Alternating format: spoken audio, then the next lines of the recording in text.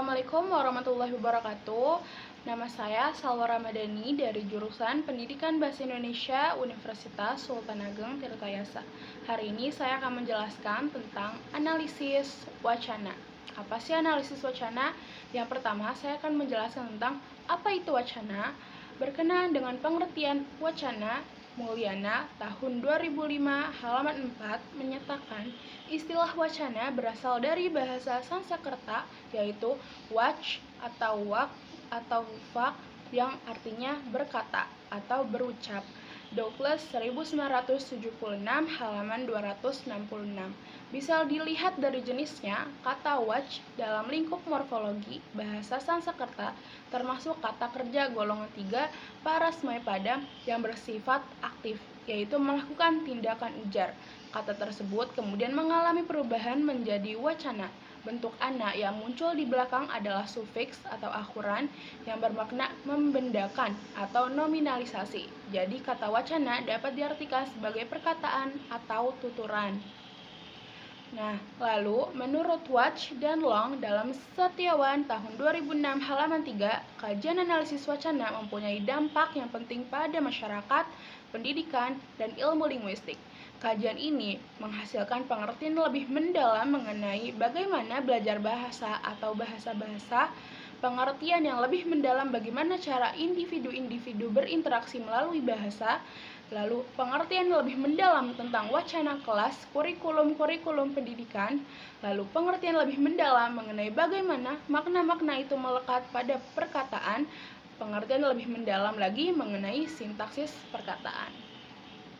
Lalu, analisis wacana membahas bagaimana pengguna bahasa mencerna apa yang ditulis oleh para penulis dalam buku-buku teks, memahami apa yang disampaikan penyapa secara lisan dalam percakapan atau mengenali wacana yang koheren dan yang tidak koheren, dan berhasil berperan serta dalam kegiatan rumit yang disebut percakapan Cahyono 1995 halaman 227. Dalam Pamungkas tahun 2012 halaman 163, adapun menurut Samsuri dalam Cahyono tahun 1995 halaman 227, analisis wacana mengarah ke arah kebahasaan yang teguh tentang peristiwa komunikasi. Komunikasi itu dapat menggunakan bahasa lisan dan dapat pula menggunakan bahasa tulisan. Analisis wacana mengkaji wacana baik dari segi internal maupun eksternalnya. Kalau dari segi internal, wacana dikaji dari jenis, struktur, hubungan bagian-bagiannya. Lalu kalau dari segi eksternal, wacana dikaji dari keterkaitan wacana itu dengan pembicara, hal yang dibicarakan, dan mitra bicara. Lalu, yang selanjutnya ada ciri-ciri wacana. Menurut Sudaryat tahun 2009 halaman 112 mengemukakan ciri-ciri wacana yaitu yang pertama ada satuan gramatikal, yang kedua ada satuan terbesar, tertinggi, atau terlengkap, lalu yang ketiga ada untaian kalimat-kalimat, yang keempat memiliki hubungan proposisi, lalu yang kelima memiliki hubungan kontinuitas berkesinambungan, yang keenam memiliki hubungan koherensi, lalu yang ketujuh memiliki hubungan kohesi, yang kedelapan rekaman kebahasaan yang utuh dari peristiwa komunikasi, yang kesembilan bisa transaksional juga interaksional, yang kesepuluh mediumnya bisa lisan maupun tulisan, dan yang terakhir sesuai dengan konteks atau kontekstual. Lalu yang selanjutnya, tujuan wacana. Tujuan mengkaji wacana adalah untuk mengungkapkan kaidah kebahasaan yang mengonstruksi wacana, memproduksi wacana, pemahaman wacana, dan pelambangan suatu hal dalam wacana. Dengan perkataan lain, tujuan analisis wacana adalah untuk memeriksa wacana sebagai salah satu eksponen bahasa dalam fungsinya sebagai alat komunikasi. Lalu selanjutnya ada jenis-jenis wacana. Pendapat yang lebih komprehensif terkait pengelompokan jenis wacana yang disampaikan oleh Zaimar dan Harahap tahun 2009 halaman 23 sampai 83 yang secara ringkas dapat dikemukakan sebagai berikut. Yang pertama ada menurut acuannya atau isinya. Menurut acuan dan isinya ini terbagi menjadi dua, yaitu teks fiksi dan teks non-fiksi. Kalau teks non-fiksi yaitu wacana ini mempunyai acuan dalam dunia nyata, jadi acuannya tidak terbatas pada unsur kebahasaan. Misalnya berita di surat kabar, majalah, laporan rapat, rapor, resep masakan, aturan pakai barang atau obat, artikel olahraga, seni, keistimewaan suatu daerah, buku, makalah ilmiah, dan lain-lain. Lalu yang kedua ada teks fiksi. Acuan pada wacana fiksi tidak ada dalam dunia nyata. Acuannya hanya tekstual, yaitu unsur bahasa yang ada pada teks itu sendiri. Wacana fiksi biasanya mengandung cerita. Lalu jenis yang kedua itu ada menurut saluran komunikasi. Nah, menurut saluran komunikasi ini juga ada dua jenis, yaitu wacana lisan dan wacana tulis. Wacana lisan ada yang bersifat monolog dan ada yang bersifat dialog atau percakapan antara dua orang atau lebih dalam suatu percakapan. Selain unsur-unsur prosodi, intonasi, nada suara, debit, atau kecepatan bicara, ada hal-hal lain yang berperan, misalnya mimik, gerakan tangan, juga situasi komunikasi. Lalu yang kedua ada wacana tulis. Wacana tulis banyak sekali ragamnya. Wacana yang berada di dalam surat kabar atau majalah seperti kayak berita, artikel tentang suatu hal, iklan, resep masakan, dan yang lainnya. Masing-masing mempunyai tipografi dan susunan yang berbeda-beda. Lalu jenis yang ketiga itu menurut bentuk penyajian dan isinya. Kalau menurut bentuk penyajian dan isinya ini terbagi menjadi 5. Ada wacana narasi yang pertama, yaitu wacana narasi adalah wacana yang bertujuan untuk menggambarkan suatu peristiwa sehingga pembaca seolah mengalami sendiri peristiwa tersebut. Wacana ini menyajikan rangkaian kejadian yang lebih berhubungan satu sama lain. Lalu yang kedua ada wacana deskriptif. Wacana deskriptif adalah wacana yang bertujuan untuk menggambarkan suatu objek sehingga pembaca seolah melihat sendiri objek tersebut. Wacana ini biasa digunakan untuk menggambarkan suatu pemandangan, objek, orang, dan lain-lain.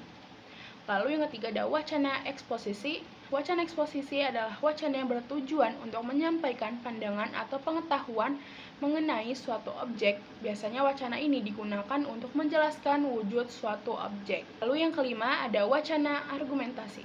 Wacana argumentasi adalah wacana yang bertujuan untuk membuktikan suatu kebenaran. Pada akhirnya, wacana ini bertujuan untuk mempengaruhi dan mengubah sikap dan pandangan orang lain melalui argumen yang diajukan. Lalu yang terakhir ada wacana persuasi. Wacana persuasi adalah wacana yang berkebalikan dengan wacana argumentasi. Wacana ini bertujuan untuk mempengaruhi orang lain agar mau melakukan sesuatu untuk penutur. Wacana ini banyak menggunakan aspek-aspek psikologis untuk mengasut orang lain. Lalu jenis-jenis yang keempat ada menurut fungsi bahasanya. Nah, untuk menurut fungsi bahasanya ini terbagi menjadi 6, yaitu yang pertama ada wacana referensial.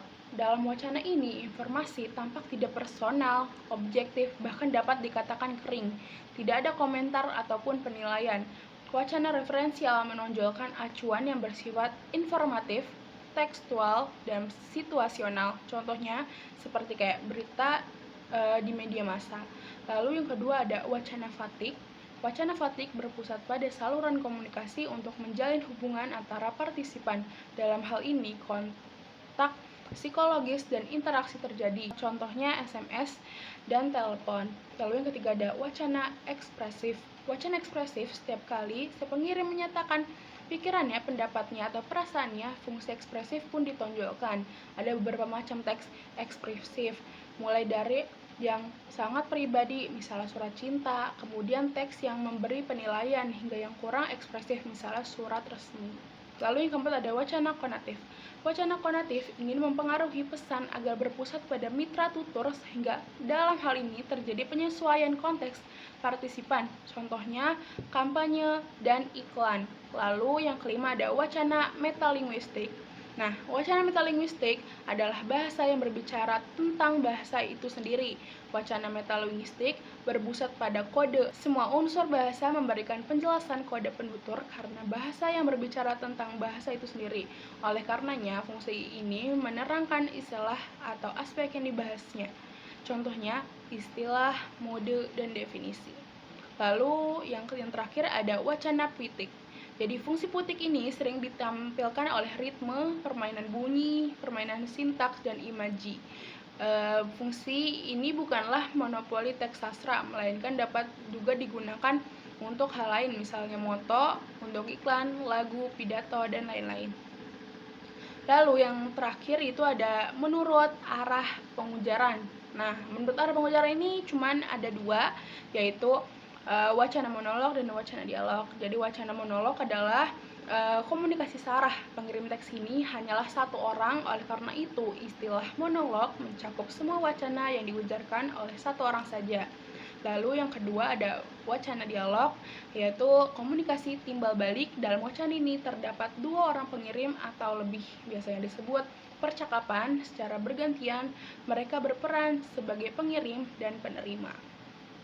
Baiklah, sekian materi yang telah saya sampaikan, kurang lebihnya mohon maaf. Semoga materi yang telah saya sampaikan tadi dapat memberi manfaat dan pengetahuan baru untuk kalian semua yang menonton video ini. Saya pamit undur diri. Wassalamualaikum warahmatullahi wabarakatuh.